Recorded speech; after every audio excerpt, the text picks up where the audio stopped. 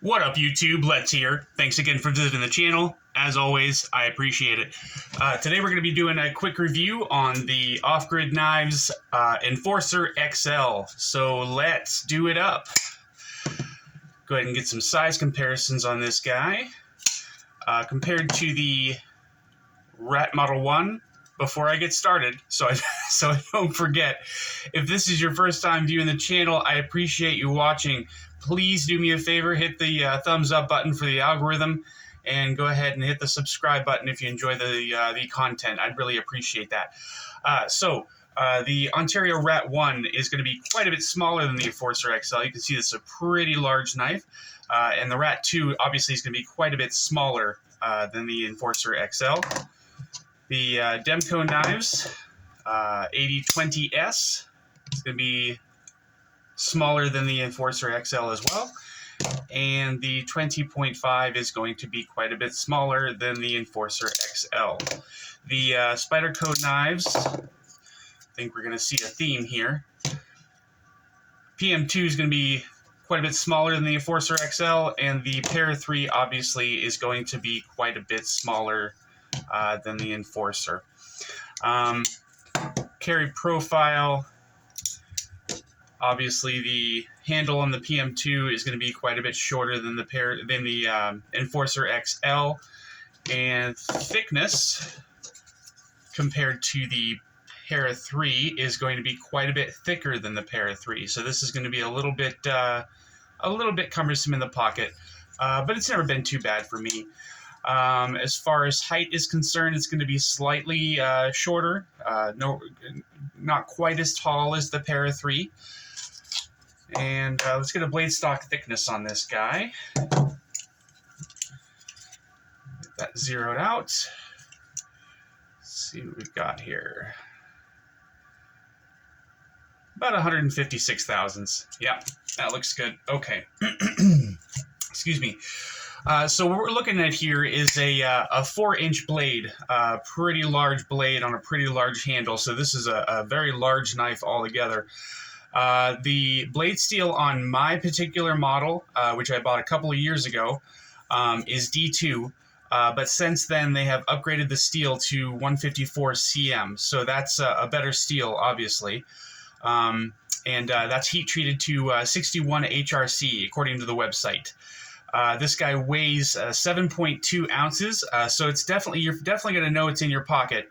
But when you're using it, it's not too bad. The weight is pretty well balanced, so it's not terrible at all. It's a little bit behind the pivot, but it's not too bad. We have a reverse tanto profile. They call it a clip point, but I'm calling it a reverse tanto just for make it easier on myself. With a flat ground blade. And we have a flat that carries out to about 90% the length of the blade here. There is, excuse me, no blade play left, right, up, or down on this guy at all. And we're running on bearings. As far as hardware is concerned, you've got one T8 screw for the pivot, and then you've got T8 screws for the rest of the body screws, as well as the pocket clip. You guys know that I don't use my pocket clips for the most part. So I don't have the pocket clip for this guy, but I do remember that it was a T8 when I removed it. And the pocket clip for this guy is an ultra deep carry pocket clip. It comes all the way down to the butt of the knife. The only thing that's exposed from your pocket is this glass breaker here. Speaking of the glass breaker, you can remove this guy. Just take a cloth and a pair of pliers, and you can just start unscrewing it, and it comes right out. So that's not a problem. If you don't want the glass breaker on there, you don't have to keep it on there.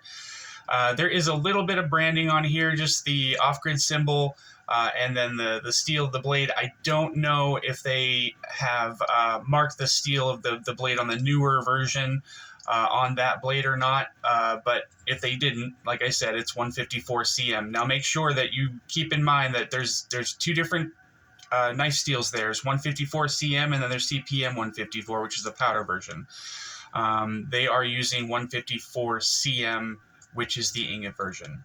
But still a better steel than D2. 154 cm is one of my favorite blade steels for sure. I like that steel a lot.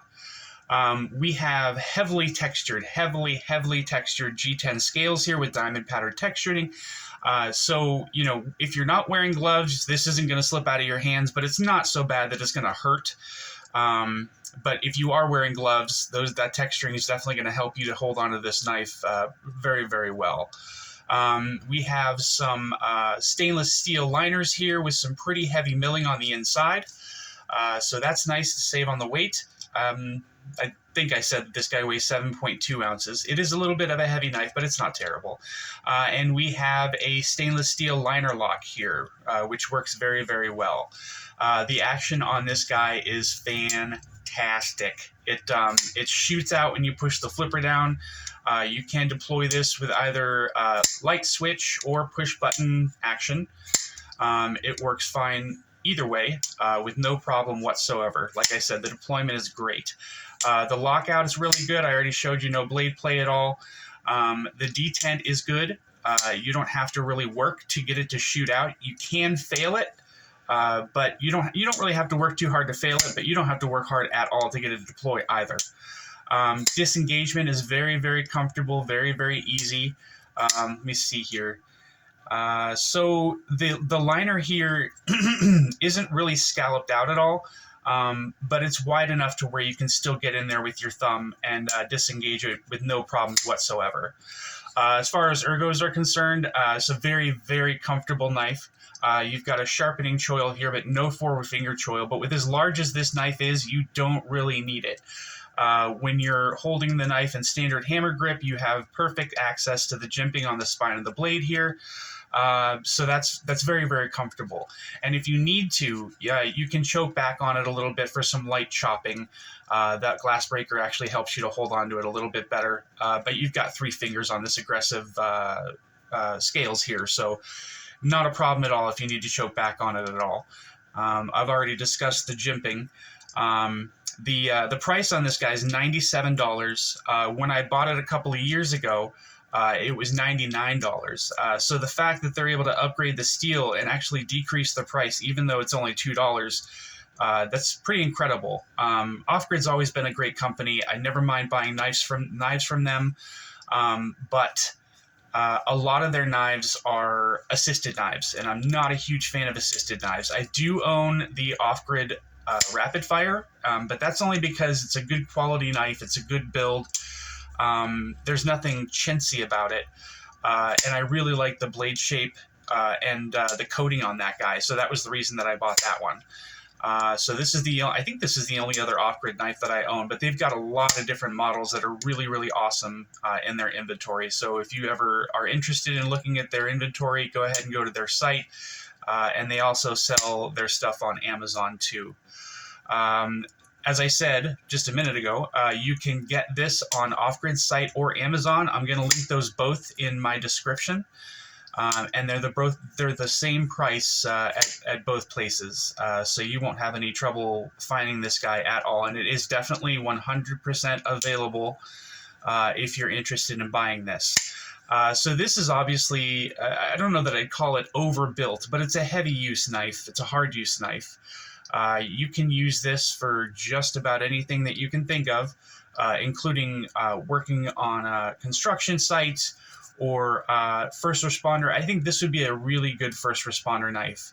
As I said, wearing gloves, holding onto this thing, it's not going to go anywhere. You've got the glass breaker, which I don't see why that would be a problem using that at all. And you don't really need a strap cutter because I've always considered the blade to be the strap cutter, so I never understood why they put strap cutters on knives. But it is what it is. It's a good, sturdy. Not overbuilt, but it's got a good size to it. It fills out your hand very, very well, and I think, like I said, first responders, this would treat them very, very, very well. Be very helpful in the field for just about anybody who's interested in using it. You do have a little bit of a finger guard here, which is good, but like I said, you're not going to have any trouble holding on to this guy.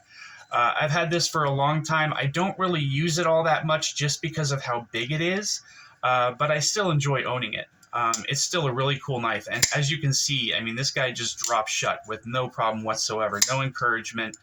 And it's not loose in any way. It's not because the blade is a little bit heavy, but it doesn't really drop shut because of the weight of the blade or the size of the blade. It's just the bearings in there. You got ceramic bearings, and who made this guy? Best Tech makes this for Offgrid knives, and they do a really good job with their action and everything.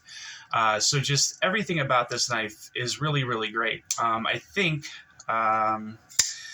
if I'm remembering correctly, I think Metal Complex actually said this was like kind of like a budget version of maybe the XM24, just the same size and pretty close to the handle shape and everything. It's just a little wider back here than the XM would be. But yeah, I mean, it does kind of resemble that knife a little bit, just enough to be able to be doing its own thing. But I think that they designed this kind of after the... I'm not sure which knife Offgrid designed this after. Maybe the Viper? I'm not sure. But one of their other knives, they designed this after, and they just scaled the size up a little bit. So, like the name of this knife is the Enforcer XL, which I think is an appropriate name for this knife. And the glass breaker back here, they actually call that the Crowd Tamer. So yeah, I think if you're interested in this knife, I think you would enjoy having it. I don't think you could go wrong by buying this knife at all. I think that's it for this one, guys. If you enjoyed the review, please like and subscribe. I'd really appreciate that. Stay up, y'all. Take it easy. Bye.